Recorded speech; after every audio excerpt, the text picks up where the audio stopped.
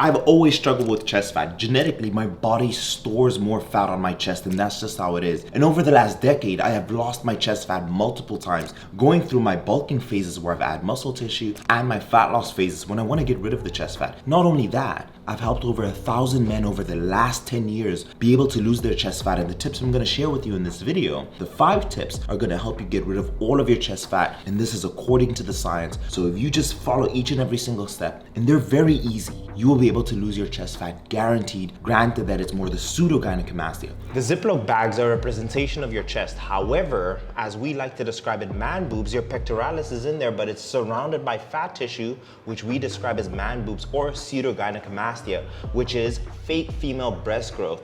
Now, you have the right size and the normal shape of a chest. However, it's being distorted by the fat tissue around it. And in some cases, you may be suffering with gynecomastia. In this case, I highly recommend to see your doctor if you have inflammation around your areola. However, watching this video, I'm gonna show you exactly what you need to do to be able to reduce the fat tissue on your chest. What you're gonna do is follow step 1. And step 1 is gonna allow you to take the first step to being able to decrease the fat tissue around your chest. And then going through step 2, you'll be able to accelerate that process. And step 3, step 4, and step 5, and it's gonna take time. However, as you're seeing, you're going to have this fat tissue leave your chest over time, following the steps that I'm gonna mention in this video. And over time, you're gonna see that correct chest shape that you want, utilizing the exercises. But I'll leave it here, and we'll move over into tip number 1. Tip number 1 is going to be the most easy step that you can do, and that is intermittent fasting. Now, in a nutshell, this is how intermittent fasting works. To be able to lose your fat, you need to be in a caloric deficit, which means simply you need to eat less energy. And how can you do that without racking your brain? In short, you eat within an 8-hour window period versus eating in 12 hours or 14 hours during your waking hours. So this is person A, who eats all the calories he wants from breakfast till dinner. And these are all the calories person A is going to accumulate. You're having a burger, you're having a pizza, you had pancakes for breakfast, and you're having a pizza right before you go to bed. And those are all the calories you consume. Let's say person B decides to do the exact same thing, but they decide, you know what, I'm only going to eat between midday and 8 p.m. As a result, you can only eat so many calories in that smaller window. And this is exactly why intermittent fasting is the easiest way to set yourself in a caloric deficit without setting too much pressure with figuring out your calories and macros. Simply doing this will help you lose more fat, and specifically chest fat. Again, fat loss is not size specific, but if you stay in a caloric deficit over time, your chest fat will reduce. That is step number 1, intermittent fasting. And what I like is a cup of black coffee in the morning. That keeps me fasted. A cup of tea in the morning. That also keeps me fasted. Those 2 things. Aside from that, this is the science and the additional things that intermittent fasting does for you, which I find is this boosted benefit to be able to do. But without further ado, let's step into tip number 2, and I highly recommend you watch the video till the very end, because tip number 4 is by far the most important that you need to follow. But let's go to tip number 2. Step number 2, I call the Fat Loss Accelerator. With all my clients that I've ever coached, it is one of the best things you can do to be able to speed up your fat loss and losing your chest fat in general, and that is walking. Let me explain. 10,000 steps on the lower end, you can burn about 250 calories. But normally you can burn about 300 to 500 doing 10,000 daily steps. But let me explain. 250 steps a day in a week, that's 1,750 calories, which is equivalent to half a pound of fat. So in a month, you can lose an extra 2 pounds of fat just by doing 10,000 steps, granted that you don't change anything. And in a year, you can lose an extra 24 pounds of fat by doing 10,000 daily steps. If you want to accelerate that number and take it to 30 pounds, you can do more steps. But walking is by far the best thing you can do to be able to lose your chest fat and improve your overall body composition. And that is the number 1 thing I'll recommend. But let's go on to tip number 3, and I'm going to catch you at the gym for that. Having an outstanding chest requires 4 simple workouts. Exercise 1. A total of 8 studies were utilized for referencing this video, and one consistency was that the barbell bench press is by far the best exercise for chest development, and therefore it deserves to be the first exercise in any training program targeting the chest. Akagi and colleagues found that there was a direct correlation with pectoral size and bench press performance. The EMG data from Bork, Burns, and Buskey's showed that the barbell bench press being the most superior chest exercise. Exercise 2, the incline press, targeting the upper chest, pars clavicularis. Tribbs and colleagues found that the bench angles of 44 degrees and 56 degrees resulted in greater activation of the upper pectoralis compared to a horizontal bench. The EMG data from Bork, Burns, and Buskey's showed that the incline bench press with an angle of more than 45 degrees provides a 69% more intense stimulation of the upper chest. In other words, the descending fibers of pars clavicularis are optimally stimulated and will thus, as bro science tells you, bring up your pecs. Why I've picked the incline dumbbell bench over the barbell is 1, to provide a greater range of motion at the bottom and at the top of the movement, providing more bang for your buck in this exercise. How to perform it? Again, to preserve your shoulder and avoid injury, have your elbows slightly tucked in. Make sure at the peak of the press the dumbbells is over your chest and not over your face. Exercise 3, cable crossover or a pec deck. A study from the American Council of Exercise analyzing the top 3 most effective chest exercises, utilizing average EMG data and RPE, the rated perceived exertion, which is a scale used to measure the intensity of your exercise between 0 and 10. From 0 being nothing at all, 4 being somewhat heavy, 7 being very, very heavy, and 10 being very, very, very heavy. Both the pec deck had 98% of muscle activation compared to the barbell bench press, and the bent forward cable crossover, 93% of muscle activation, elicited nearly equivalent muscle activation as the barbell bench press. Likewise, ratings of perceived exertion for each of the 3 exercises were comparable as well. The EMG data from Bork, Burns, and Buskey's also goes to show that the cable crossover being the second most effective exercise, further supporting its claim for the 3rd most important exercise in your chest arsenal. Before we move into step number 4, over the last 16 weeks we've had a 99% success rate at Sculpt by Science, and it's because of a mechanism that I've developed called the DNA sequence. It's a combination of all the scientific research I've done over the last decade, combining everything I've learned from biochemistry and microbiology and everything through medicine, and the experience I've gone through with nearly thousands of each and every single client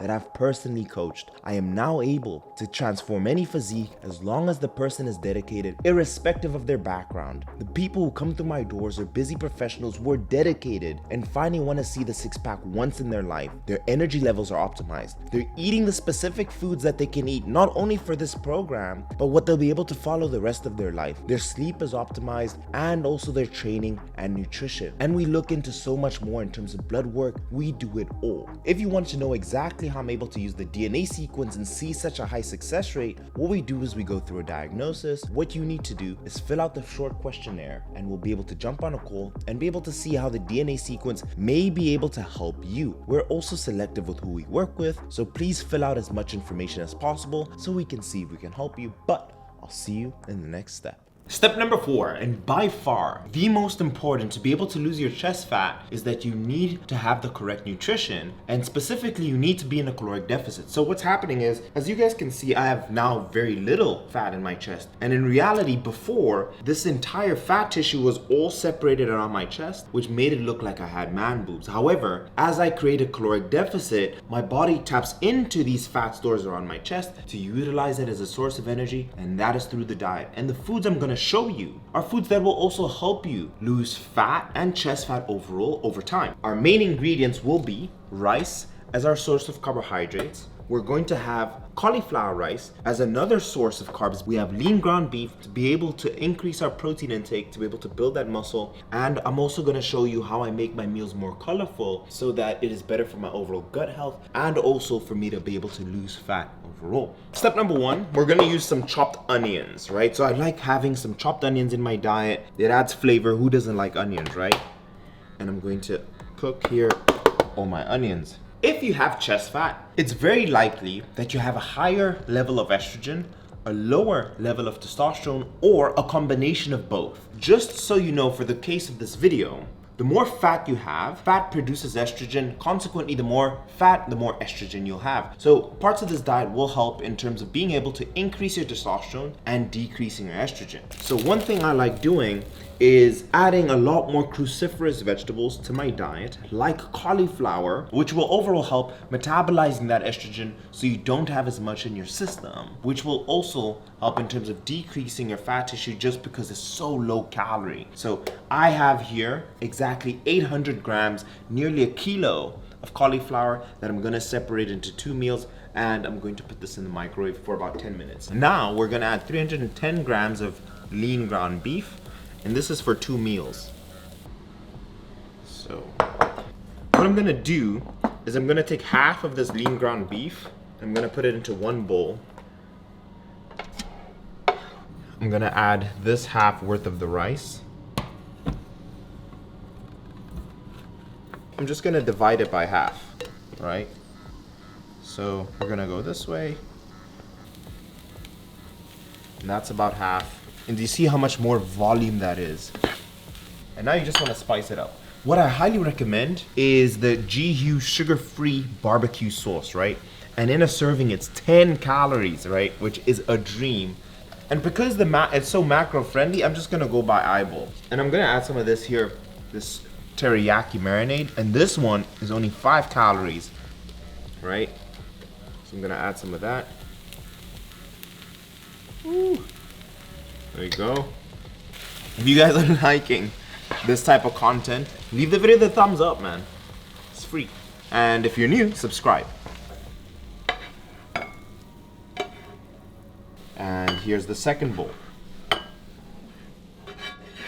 The thing I've seen that's the biggest difference with people being successful with their diet is if it's enjoyable. And you can make it enjoyable by making your favorite meals and just picking more calorie-friendly options, right? You can see here we have some yellow peppers and some cherry tomatoes that I'm gonna add to both meals. And what you wanna do with your overall gut is, and with your meals, is make them as colorful as possible.